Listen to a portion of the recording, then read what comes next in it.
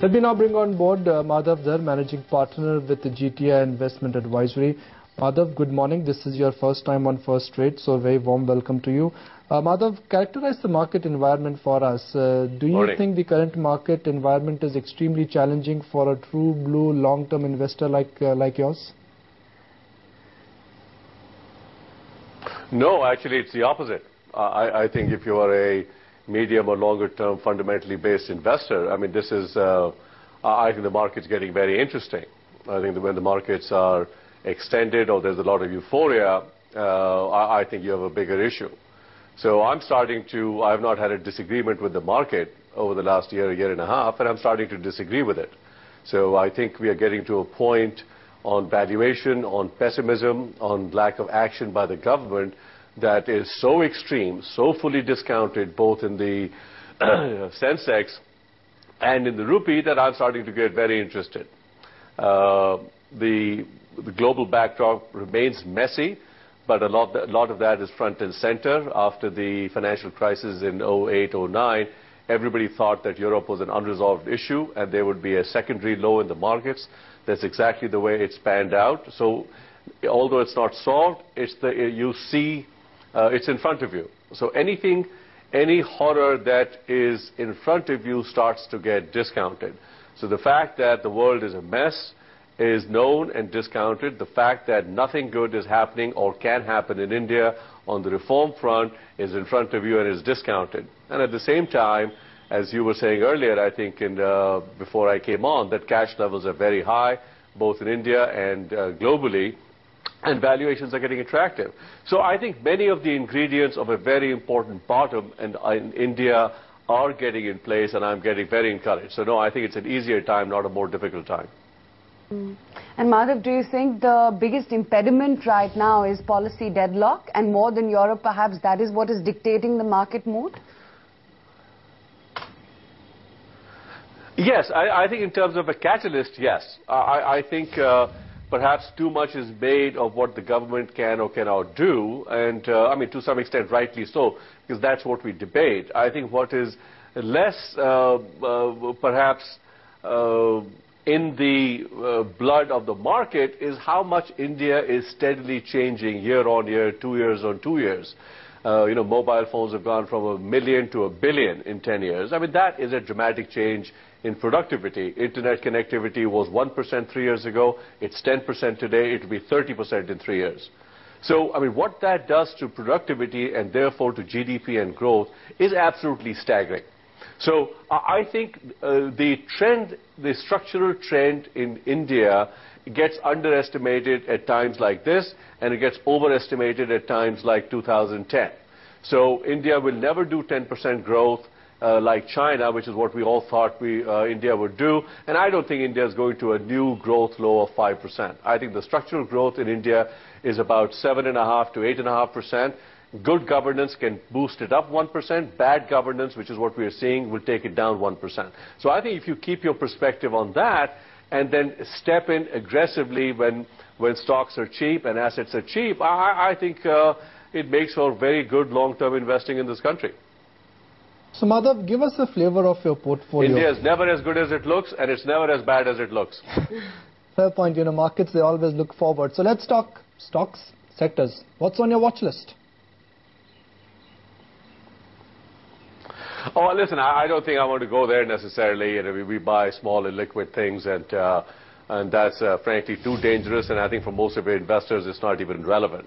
I think the most relevant thing for your viewers is to really add to your long-term holding in risk assets when everybody is trying to go the other way and everybody's panicked. So I think I would stay with that.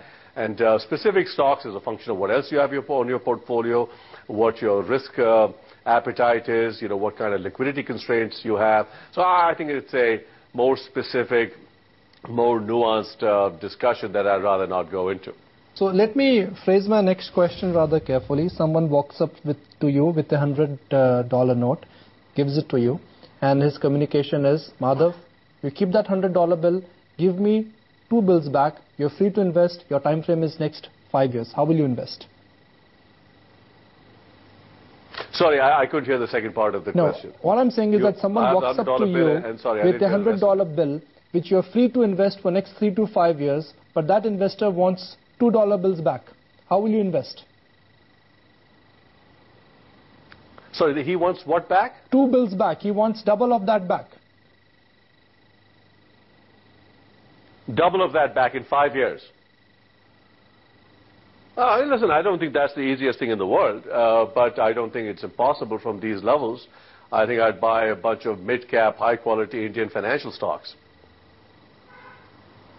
I think some of the European multinationals are starting to look very, very cheap as well.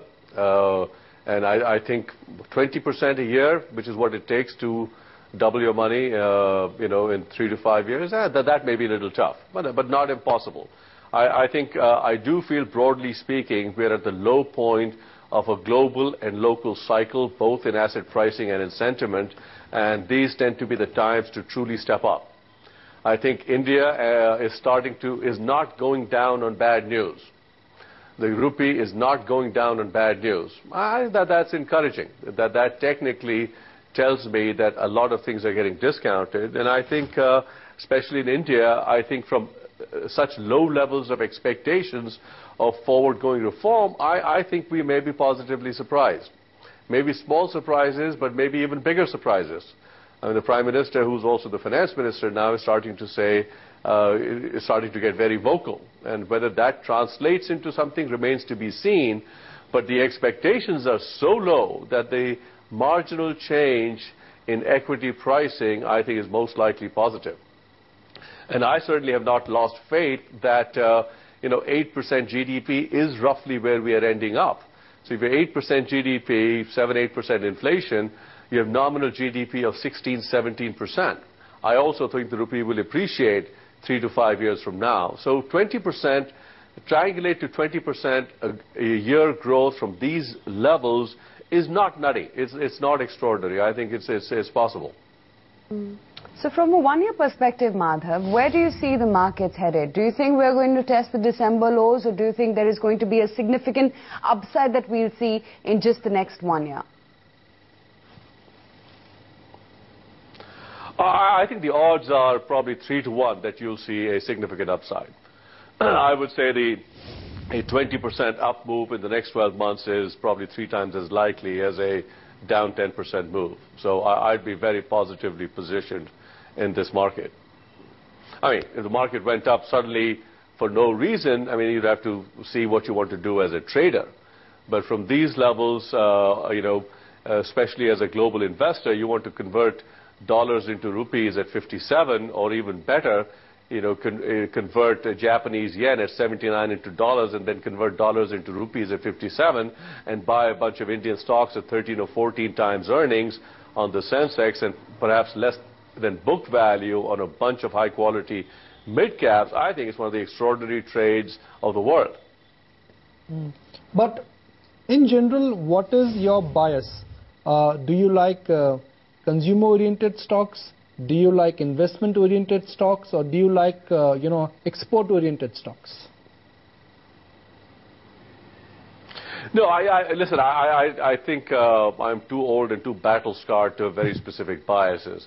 I mean, I think I like things I think are going to go up a lot that are fundamentally based. It doesn't matter what stripe or spots or colors they come in. So I think it gets very stock-specific and not so thematic. And I think if there is a thematic bias, I think in emerging markets, it's hard to beat a bunch of high-quality financial stocks. They tend to be a very, very good liquid proxy on aggregate growth in any country. They tend to be naturally levered, so you get a levered play. They tend to be large. They tend to be liquid. That has added risk control aspects to it. So if there is a bias, I tend to like financial stocks. And Madhav, do you not fear that there's going to continue to be an NPA overhang on the financial space, as has been the case for the past 3 quarters? Yeah, I am concerned about that. And you're talking about what my biases are. One of my biases is that I am a bit of a value and a bit of a contrarian investor. And, my own history I know well, is that you tend to be a little early. And I've learned the hard way that it's better to be a little early than very late. So whether it's the aggregate market call that I feel strongly about, or the rupee call, or whether it's banks and the NPA, I think the odds are it's a little early. I think the odds are it's a little early. But, you know, as I said, I think the flip side of that is a lot of it is already discounted. So I don't think people fully realize what the NPA situation might have been a year ago. But I don't think there's anybody that's not talking about it. And, you know, so for stocks to, you know, get a huge second leg down, it's not the NPL situation. The situation has to be much worse than people think. And that I'm not so convinced of. That's not what I'm convinced of. So I think you want to buy cheap things when everybody hates them that are starting to improve. That's my mantra. So I think India is now getting cheap. Everybody hates it. And it's hard to see whether it's starting to improve. So the third leg of the stool may not be fully in place. But I think it's starting to improve, just at the margin. Very small shoots of positive developments, whether it's the first hike in petrol prices or what people are starting to, what the Prime Minister is starting to say about the economy. It's very early days.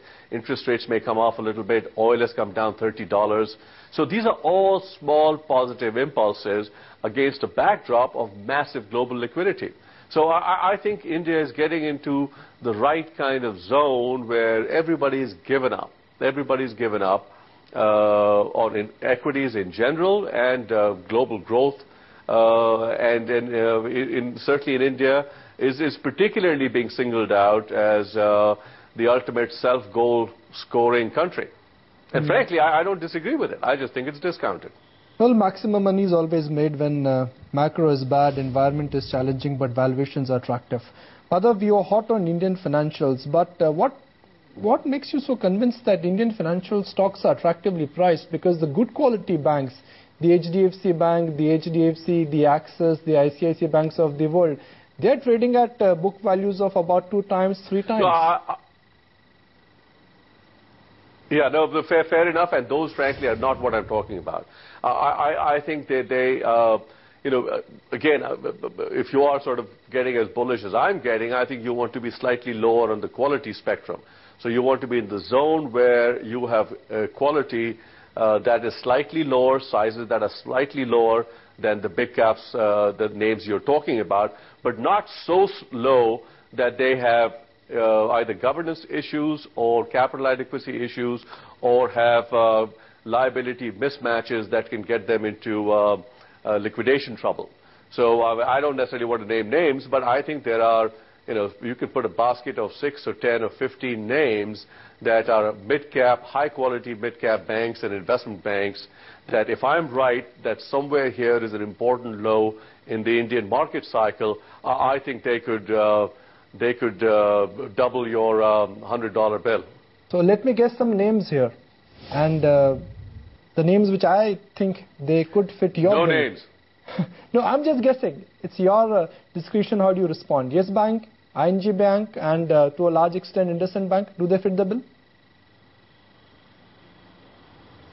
No, I think some of those could be in the zone. I mean, I favor, I would say, broadly speaking, NBFCs also that are not very liquid, but certainly listed on the market, run by very high-quality people that are very geared to the capital markets, and they're all at or below book value. So what is Madhav's big prediction for FY13? Let's nail it down. Let's wrap this interview with one big prediction from you. I think people will look back and say that the summer of 2012 was one of the great buying opportunities in India. Okay, Madhav, and they will good say, having you. what were we thinking? That we were thinking.